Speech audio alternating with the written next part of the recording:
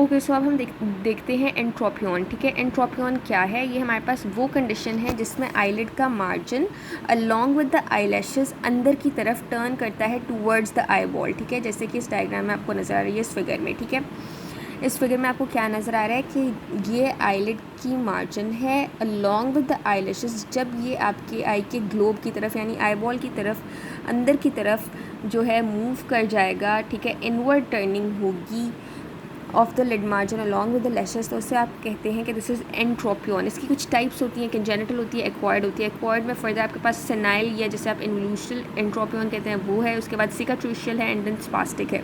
Individually हम सबको देखते हैं। सबसे पहले हम सेनाइल या इन्वोल्यूशनल एंट्रोपियन की थियोलॉजी देखते हैं। तो ये आपको मोस्टली जो एजड लोग होते हैं यानी जो एल्डरली पीपल होते हैं उनमें आपको देखने को मिलता है। ठीक है, ये सेनाइल एंट्रोपियन की जो है ये फिगर है। इसमें आप देख सकते हैं कि ये जो लोअर आईलिड है along with the eyelashes it is turned inwards. ठीक है, और ये एल्डरली पीपल में है।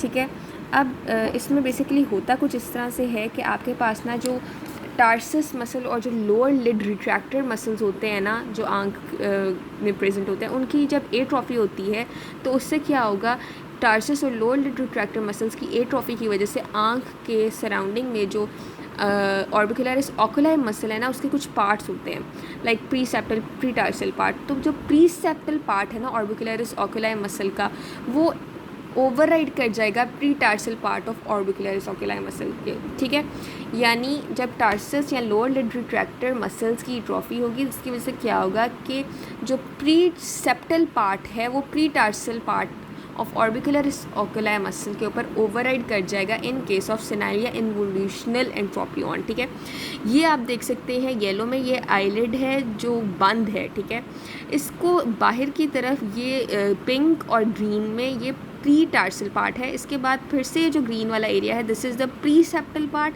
और ये जो वाइट में है this is the orbital part. अब होता क्या है सेनाइल या इन्वोल्यूशनल एंट्रोपियन में कि ये जो आपके पास प्री सेप्टल पार्ट है ये ग्रीन वाला, ये इस अंदर वाले पिंक और ये जो ग्रीन वाला दोनों कंबाइंड पार्ट है यानी प्री टार्सल पार्ट, ये प्री सेप्टल पार्ट इस प्री टार्सल पार्ट के ऊपर ओवरराइड कर जाएगा इन केस ऑफ सेनाइल या इन्वोल्यूशनल एंट्रोपियन। ठीक है, और ये किस वजह से होता है, क्योंकि टार्सस या और जो आपके पास लोअर लिड रिट्रैक्टर मसल्स हैं उनकी एट्रोफी होती है, जिसकी वजह से सेनाइल या इन्वोल्यूशनल एंट्रोपियन आपको एल्डरली पीपल या एजड लोगों में नज़र आता है, और उसमें भी ये मोस्टली लोअर आईलिड को ज़्यादा इन्वॉल्व करता है। नेक्स्ट टाइप है आपके पास सिकाट्रिशियल एंट्रोपियन। ये आपको मोस्टली अपर आईलिड में नज़र आएगा सिकाट्रिशियल एंट्रोपियन, और ये MCQ B है, आपको पता होना चाहिए।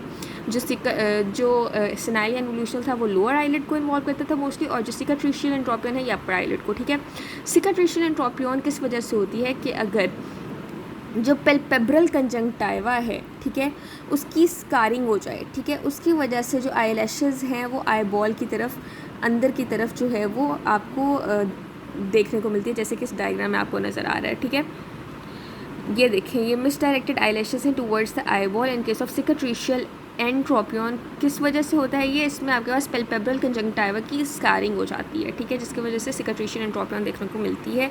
और इसकी कॉजेज़ क्या होती है, मोस्टली अगर किसी को सिकाट्राइजिंग कंजंक्टिवाइटिस है लाइक ट्रोकोमा का केस है, स्टीवेंस जॉनसन सिंड्रोम है, या ऑक्यूलर सिकाट्रिशियल पेम्फिगॉइड है, या कोई chemical injuries like face burn के साथ पेशेंट अगर आया है तो उसमें सिकाट्रिशियल एंट्रोपियन हो सकता है, या अगर किसी को कोई ट्रॉमा हुआ है लाइक लेसरेटेड वूंड है, किसी का लेसरेटिंग इंजरी है टूवर्ड्स आए, तो उसकी वजह से भी सिकाट्रिशियल एंट्रोपियन ऐसे पेशेंट्स में देखने को मिल सकता है। ठीक है, उसके बाद है third type that is the spastic entropion. Spastic entropion में आपके पास क्या है, यहाँ पे भी अब आपका जो ऑर्बिकुलरिस ओकुलाई मसल है ना वही इन्वॉल्व है, लेकिन यहाँ पे अब होता ये है, और यहाँ पे भी ऑलमोस्ट वही केस है जैसे आपके पास इन्वोल्यूशनल या सेनाइल एंट्रोपियन में था, लेकिन थोड़ा सा डिफरेंस ये है कि यहाँ पे भी आपको पता होना चाहिए कि वही लोअर लिड रिट्रैक्टर की एट्रोफी होगी, जिसकी वजह से ऑर्बिकुलरिस ओकुलाई मसल जो है वो एक्सेसिवली कॉन्ट्रैक्ट करेगा। बस ये डिफरेंस है, यहाँ पे लोअर आईलिड रिट्रैक्टर्स की एट्रोफी की वजह से जो ऑर्बिकुलरिस ओकुलाई है ये एक्सेसिवली कॉन्ट्रैक्टेड कर रहा है। ठीक है, जबकि आपके पास जो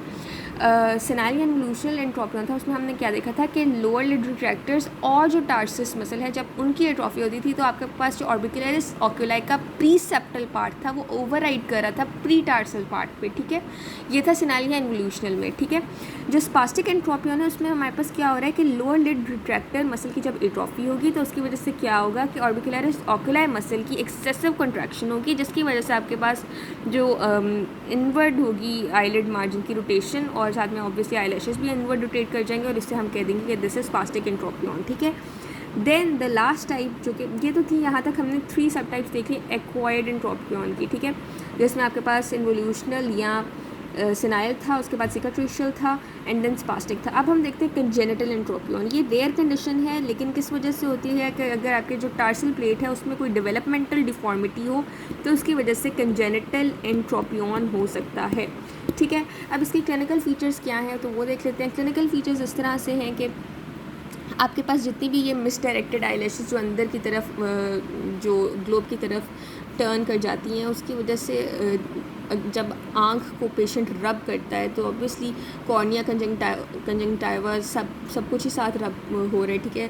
तो फिर पेशेंट बेसिकली जो है उसको जो प्री कॉर्नियल टीयर फिल्म है वो भी उसका डिस्टर्ब हो जाएगा, ठीक है।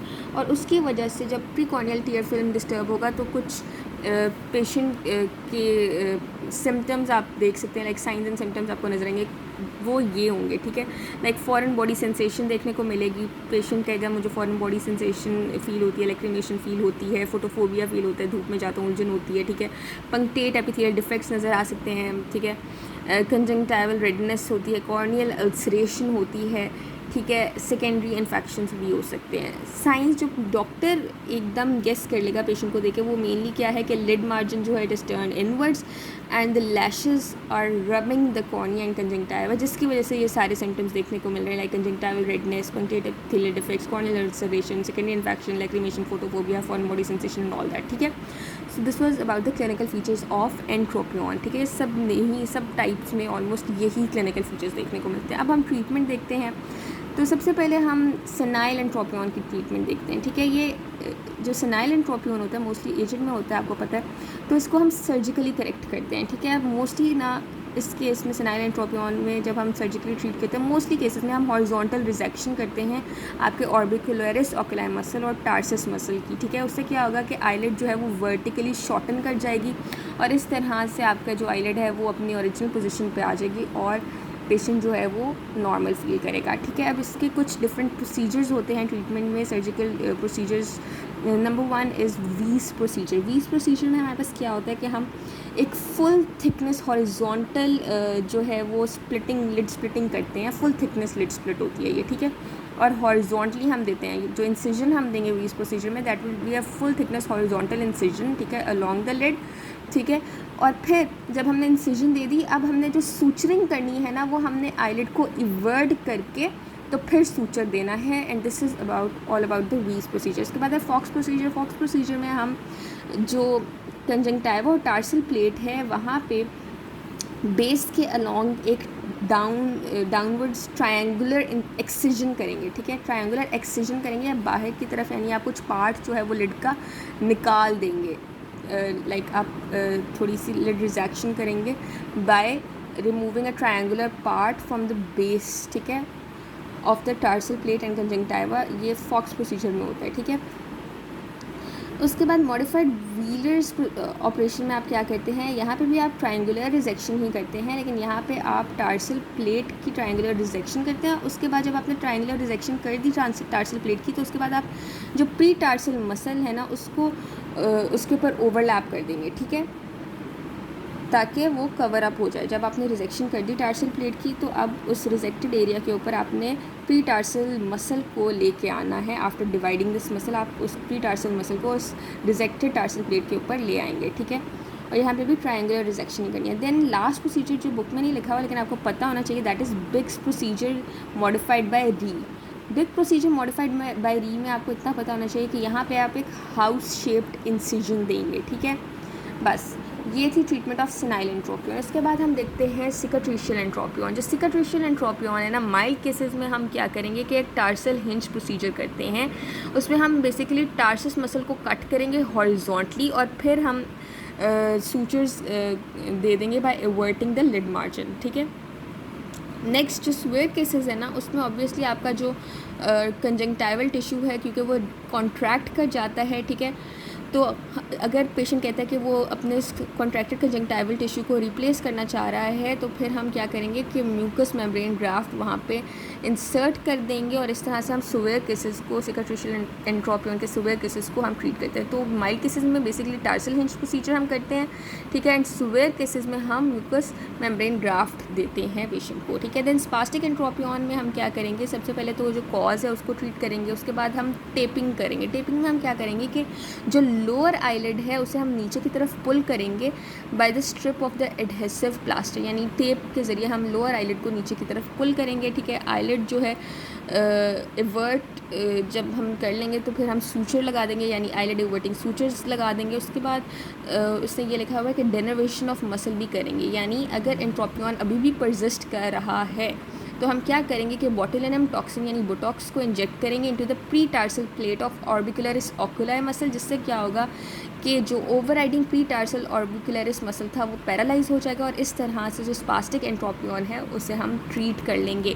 देन इस कंजेनिटल एंट्रोपियन, इसमें हम क्या करेंगे कि हम जो भी एबनॉर्मल पोर्शन होगा उसकी रिजेक्शन कर लेंगे, ठीक है, और इस तरह से नॉर्मल पोजीशन में जो है वो रिमाइंडर जितना भी आईलिड का पार्ट है वो आ जाएगा। And this was all about the entropion. Hope आपको समझ आ गई है।